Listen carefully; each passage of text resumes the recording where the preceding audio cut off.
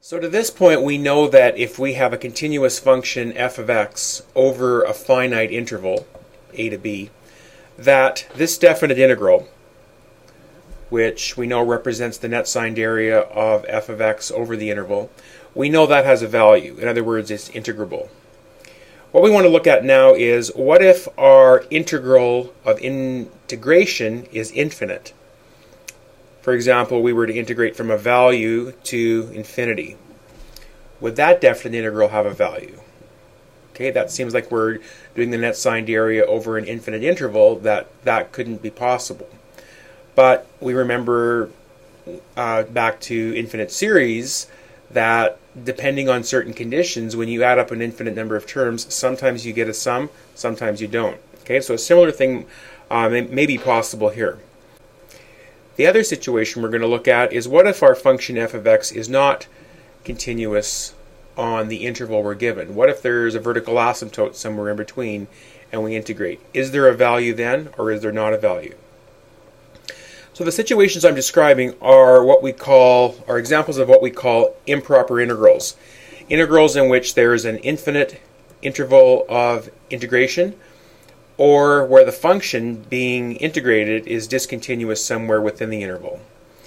And as with infinite geometric series, sometimes there will be a value, sometimes the improper integral will exist, in which case we say it converges, sometimes it will not, and we will say it diverges. So let's explore each of these two types of improper integrals.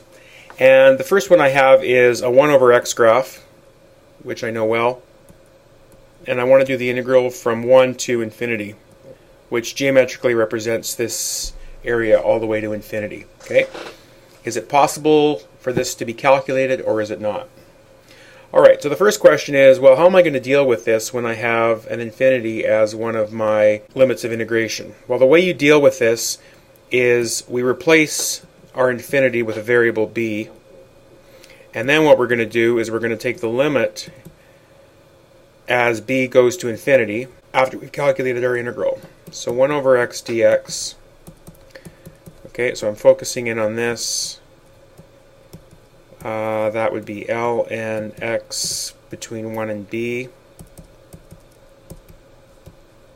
b goes to infinity, and so that's ln b minus ln 1. And we know that ln 1 is 0. And so now we're ready to do our limit as b goes to infinity. If we think of a log graph, an ln x graph, as the horizontal gets larger, the vertical gets larger, so we can see that this is going to infinity. It does not have a value, so we say it diverges. Okay? In other words, the area continues to grow larger as we go further and further to the right. Alright, I want to look at another example that's similar, again from 1 to infinity, but this time the function 1 over x squared dx. So again, with these types of integrals, improper integrals in which we have an infinity in one of the limits of integration, we replace this with a variable and take a limit. So limit b goes to infinity of a definite integral 1 to b of 1 over x squared dx. And then we focus in on evaluating the integral and then taking the limit after that.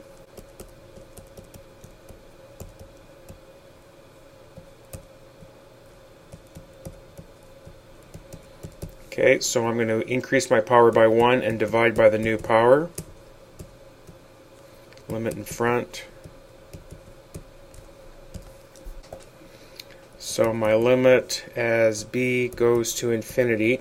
What I'm going to do is I'm going to take out this negative 1 and switch my limits of integration. We know that that's a property of definite integrals.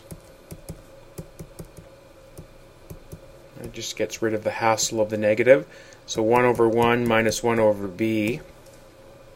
And as b goes to infinity, this goes to 0, and so my answer is 1. And since I have a fixed value, I see that my limit converges.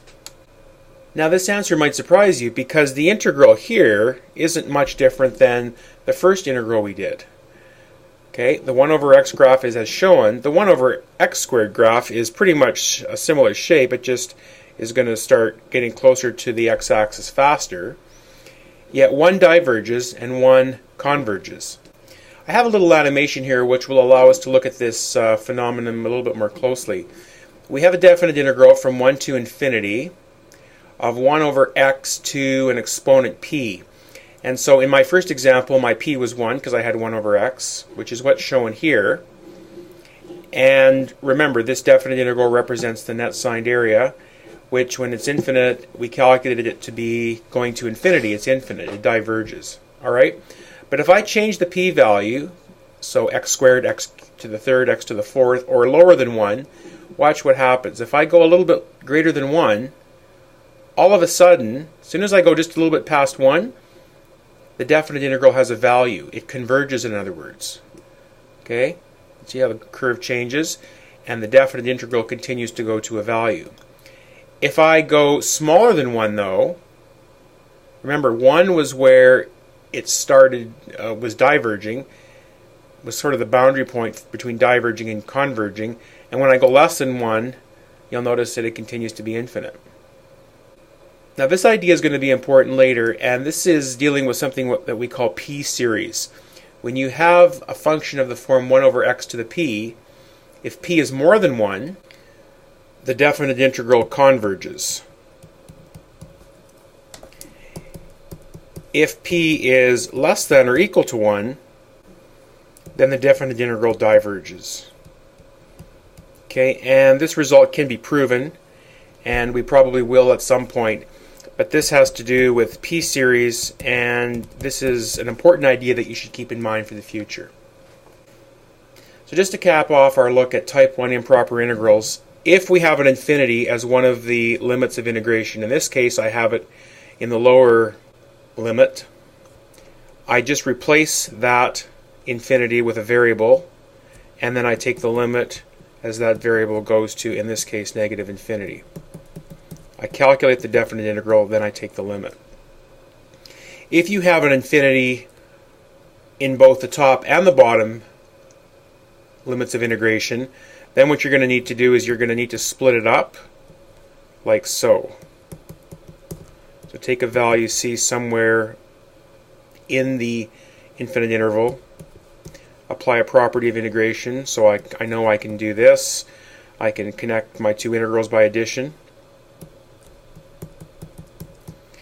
And then what you're going to need to do is calculate each of these using a limit separately and combine the result. The second type of improper integral is when the function I'm dealing with is discontinuous at some point within the finite interval. So if I look at this function between 0 and 1, I'll notice that the function is undefined at x equals 1, yet I'm being asked to integrate between 0 and 1. Visually, the graph has a vertical asymptote at 1. And so the meaning of the definite integral is to find, if it exists, the net signed area between 0 and 1. So what I do with situations like this is that at my point of discontinuity, I replace that with a variable. Let's use c. I'm going to evaluate my definite integral from 0 to c, and then I'm going to take the limit as c approaches. Now what I need to do is, remembering I'm going from 0 to 1, I'm going to approach 1 from the negative side. Okay, so we define the meaning of this to equal this. So let me rewrite my limit to prepare it for integration. That's going to be 1 minus x to the negative 1/2, and I'm going to have to do integration by substitution. I'm just going to do this part in my head. My u is going to be 1 minus x, so du will equal negative dx. So when I make my replacement, I'm going to have a negative coming out here. Limit as c approaches 1 from the negative side. We said our negative 1 is coming out, and now I'm going to apply my power rule. Increase the power by 1, divide by the new power, which is to multiply by 2, and evaluate between x equals 0 and c. And so limit as c approaches 1 from the negative side is negative 2, 1 minus x to the 1/2. as x goes from 0 to c. I'm going to evaluate my result. So I'm going to have negative 2, 1 minus c to the 1/2 minus negative, so plus 2, 1 minus 0 to the 1/2. Alright, I think I'm ready to evaluate my limit. As c approaches 1, this is going to go to 0 times negative 2, which is 0. Over here, we're going to have 1 square rooted, which is 1 times 2 is 2, and 0 plus 2 is a value of 2. And so the definite integral converges to 2. So just to cap off the idea here, when I have a discontinuity of the function within the interval, what I do is I replace the point of discontinuity with another variable and then take a limit. So here I'll notice that from what I'm given, it's continuous on from a not inclusive up to b inclusive. So at a, the function is not continuous. So I'm going to replace that with another variable d. And for d, I'm going to take the limit as d approaches my value a, but this time from the positive side, because remember, a to b, we're going up to here, we have to be approaching from this direction. Okay, so this is equivalent to this.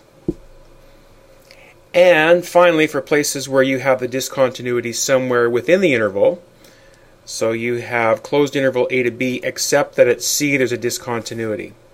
So what you're going to have to do is you're going to have to break up your definite integral as the sum of two integrals.